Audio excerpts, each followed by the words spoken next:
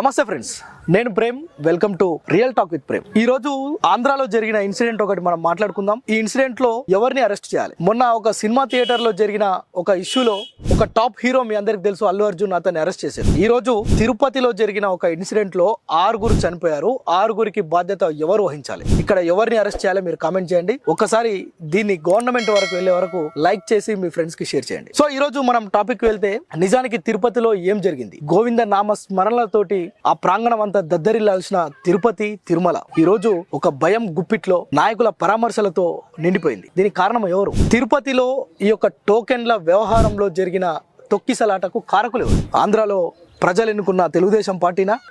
ఆ పార్టీకి ముఖ్యమంత్రిగా వ్యవహరిస్తున్న చంద్రబాబు నాయుడు, డిప్యూటీ సీఎం పవన్ కళ్యాణ్? ప్రజలకు రక్షణగా ఉండాల్సిన పోలీసులు అటు పట్టించుకోకపోవడం కారణమా? టీటీడీ చైర్మన్ కారణమా? ఎవరిని అరెస్టు చేయాలి? ఎవరు దీనికి బాధ్యులు? 6 ప్రాణాలకు సమాధానం చెప్పాల్సింది ఎవరు? నిజానికి టీటీడీలో ఎప్పుడూ లేని కొత్త తతంగం ఇది. ఎందుకంటే ప్రతి ఏటా వైకుంఠ ద్వార దర్శనం అనే కార్యక్రమం జరుగుతుంది. అక్కడ టోకెన్లు లేదంటే క్యూ లైన్లు. తిరుపతి అంటేనే, తిరుమల అంటేనే భక్తులు ఒక క్రమశిక్షణ, క్యూ లైన్లు. మేజర్ గా ప్రతి ఒక్కరు ఈ రోజు మాట్లాడుకుంటున్నారు, తిరుపతిలో తిరుమలలో ఏ కార్యక్రమం జరిగినా భక్తులే స్వచ్ఛందంగా క్యూ లైన్లలో ఉండి ఆ 7 కొండల వారిని దర్శించుకుంటారు అనేది కోట్లాది మంది ప్రజల అభిప్రాయం. కోట్లాది మంది ప్రజల స్వచ్ఛందంగా నిర్వహించే కార్యక్రమం. ఎక్కడ కూడా తోపులాటలు ఉండవు. తిరుపతిలో ఎంత పెద్ద వేడుక జరిగిన తిరుమలలో చాలా క్రమశిక్షణ పూరితంగా ఉంటుందనేది ప్రజల అభిప్రాయం. కానీ ఏం జరిగింది? ఒక్కసారిగా సాయంత్రం 5:30 తర్వాత ఒకేసారి లక్షల మంది, వేల మంది ఆ యొక్క టోకెన్ల కోసం ఎందుకు ఎగబడ్డం జరిగింది? ప్రభుత్వ వైఫల్యమా? టీటీడీ వైఫల్యమా? అక్కడ ఉన్న అధికారుల నిర్లక్ష్యమా? ఓవైపు టీటీడీ చైర్మన్ బిఆర్ నాయుడు పదే పదే చెప్తున్నాడు, నేను టీటీడీ చైర్మన్ అయిన దగ్గర నుంచి భక్తులను ఇబ్బంది పెట్టొద్దు,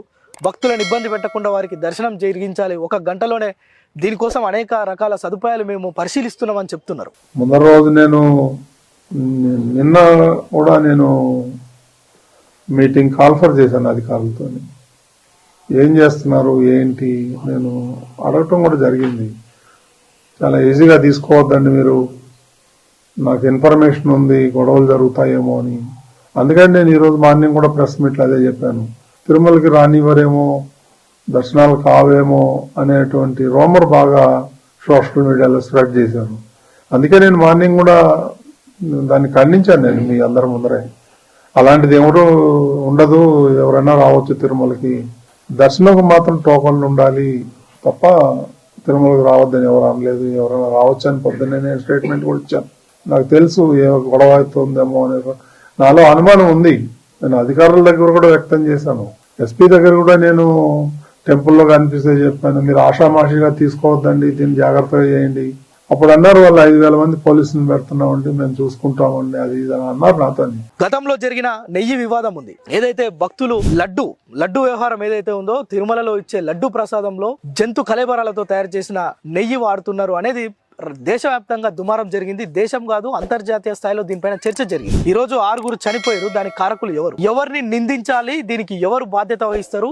చనిపోయిన భక్తుల కుటుంబాలకు భరోసా ఏంటి? 25 లక్షలు ఇస్తే సరిపోతుందా? ఒక ప్రాణం ఖరీదు 25 లక్షల? లేదంటే ఒక ప్రభుత్వ ఉద్యోగమా? చంద్రబాబు నాయుడు గారు హాస్పిటల్లో పరామర్శిస్తూ వారందరిని అడుగుతున్నాడు, ఎలా జరిగింది, ఏమిటి జరిగింది? సరే, తప్పులు జరగకుండా ఇంతమంది క్రౌడ్ ఉన్నారని తెలిసినప్పటికీ కూడా అక్కడ చర్యలు తీసుకోకపోవడం పట్ల ప్రభుత్వాన్ని నిందించాలా, పోలీస్ శాఖను నిందించాలా? డిప్యూటీ సీఎం కావచ్చు, అక్కడ ఉన్న అధికారులు కావచ్చు, ఇప్పటికే 2-3 ఉన్నతాధికారులను, అదేవిధంగా సిబ్బందిని, టీటీడీ సిబ్బందిని సస్పెండ్ చేశారు. సస్పెండ్ చేయడమే వీటికి ఫలితమా? ఏం జరుగుతుంది తిరుమలలో? సమన్వయం లోపించిందా పోలీసులకు, టీటీడీకి, ప్రభుత్వానికి మధ్య? ఓవైపు పవన్ కళ్యాణ్ లాంటి డిప్యూటీ సీఎం హోదాలో ఉన్న వ్యక్తి వచ్చి ప్రజల్లో ఊగి ఇది సినిమా కాదు, రియాలిటీ అని ప్రజలందరూ నవ్వుకుంటున్న పరిస్థితి ఈరోజు ఆంధ్రాలో. ప్రజలందరిలో పోలీసులను అడ్డగోలుగా తిట్టడం, పోలీసులనే పైన నిందలు వేయటం, అమాయకులైన పోలీసులు నోరు తెరవకపోవడం. పవన్ కళ్యాణ్ మాట్లాడుతున్నాడు, పోలీసులను నిందిస్తున్నారు. గొంతులో నాలుక లేని పేద ప్రజలను పోలీసులు ఆట ఆడుకుంటారు. కానీ ఈ రోజు ఎందుకు పోలీస్ శాఖ నోరు తెరుస్తలేదు? ట్రాన్స్ఫర్లు చేస్తారని భయమా? సస్పెండ్లు అవుతారని భయమా? పవన్ కళ్యాణ్ యాక్షన్ తీసుకుంటాడని భయమా?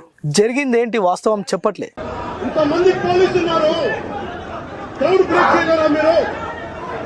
Are you doing it on purpose? Are you doing it on purpose? సంఘటన జరిగే కూడా మీకు బాధ్యత లేకపోతే ఎట్లా? చేయండి, అందరినీ చేయండి.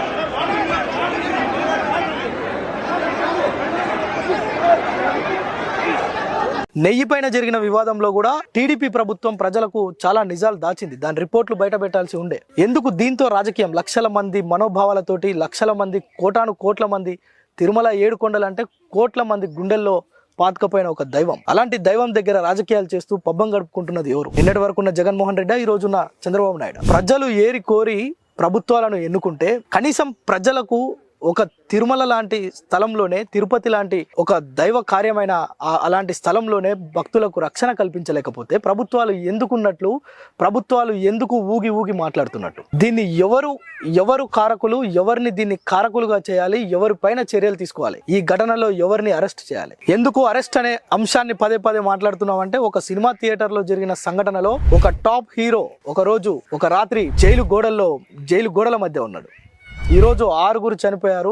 ఎలాంటి అభం శుభం తెలియని ఇతర రాష్ట్రాలకు చెందిన, తమిళనాడుకు చెందిన 2 భక్తులతో సహా రేపైతే స్కూలుకు వెళ్దాం అనుకునే ఒక చిన్న పిల్ల కూడా చనిపోతే దానికి ఎవరు బాధ్యత వహించాలి?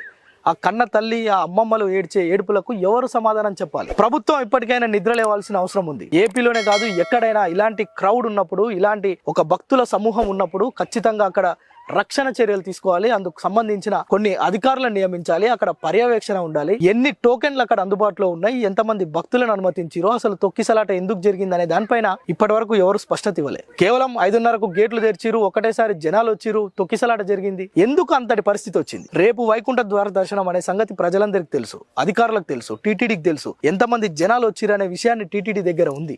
అక్కడున్న పోలీస్ శాఖకు సంబంధించిన ఉన్నతాధికారుల వద్ద కూడా ఉంది. ఎంతమంది భక్తులు వస్తున్నారు, వారికి ఎన్ని టికెట్లు ఇవ్వాలి, ఎన్ని టోకెన్లు జారీ చేయాలనే అంశం. కానీ ఎందుకు ఇంత నిర్లక్ష్యం వహించారు? దీంతో రాజకీయం చేద్దామనా? దేవుడితో రాజకీయం చేద్దామనా? దేవుడి దగ్గర జరిగే ప్రసాదంతో రాజకీయం చేద్దామనా? ఇక్కడ జరిగే మరణాలతో రాజకీయం చేద్దామనా? దీనిపైన ప్రజలంతా ఆలోచిస్తున్నారు. ఏం జరుగుతుంది తిరుమల తిరుపతిలో? ఓవైపు నగలు అపహరణ అంటారు, ఓవైపు లడ్డు విధ్వంసం అంటారు, మరోవైపు చావులు. సో వీటన్నిటికీ అక్కడున్న ప్రభుత్వం ఖచ్చితంగా నైతిక బాధ్యత అనేది వహించాలి. ఎందుకంటే ప్రతి ఏటా జరిగే తంతు ఇది.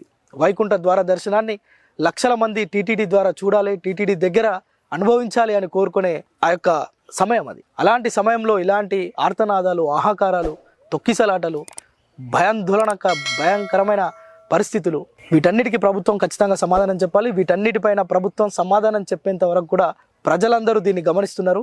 ఆంధ్రాలో ఏం జరుగుతుంది, ప్రభుత్వం ఏం చేస్తుంది, టీటీడీ ఏం చేస్తుంది, ఇక్కడ జరిగే రాజకీయం అంతటిని ప్రజలు గమనిస్తూ ఉన్నారు. సో దీనిపైన ఒక స్పష్టమైన వైఖరి ప్రభుత్వం తెలపాల్సిన అవసరం అయితే ఉంది. ప్రజలకు భద్రత కల్పించాల్సిన, రాబో రోజుల్లో అయినా టీటీడీలో కావచ్చు, తిరుపతిలో కావచ్చు, జరిగే ప్రతి కార్యక్రమం పైన ప్రభుత్వం ఫోకస్ చేయాల్సిన అవసరం ఉంది. ఆర్టిఫిషియల్ ఇంటెలిజెన్స్ ను ఉపయోగించుకోవాలి, సీసీ కెమెరాలను వాడుకోవాలి, భక్తులకు, ప్రజలకు సౌకర్యంగా, అదేవిధంగా వారికి కావాల్సిన ఏర్పాట్లు చేయాలని ప్రజలైతే కోరుకుంటున్న పరిస్థితి అయితే ఉంది.